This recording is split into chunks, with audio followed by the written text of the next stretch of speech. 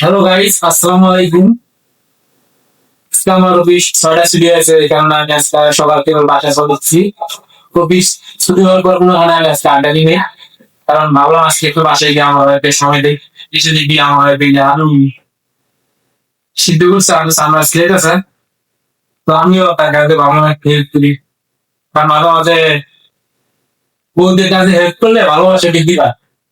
এই কথা ভাইবা ভাবলাম একটু হেল্প করি, তো আমিও আলু সিলে দিয়েছি। কিন্তু আমার এই আলু সিলাইতে গেলে আসলে না, আমার এই সিদ্ধ আলু খাইতে অনেক ভালো লাগে লবণ দিয়া। আমি অলরেডি একটা খেয়ে দিচ্ছি।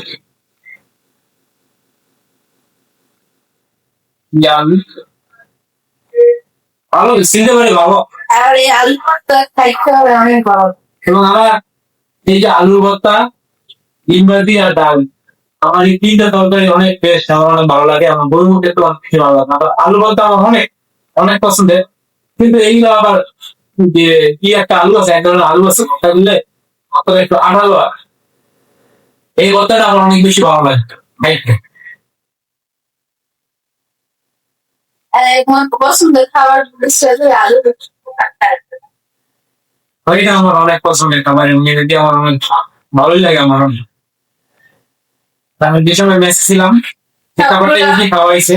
তারপরে আলু বাচ্চা বিভিন্ন এই ভর্তা যে খাওয়া কিন্তু সবই খেয়ে দিতেছে, মানে বাসার নাম করে সবই খেয়ে দিতেছে।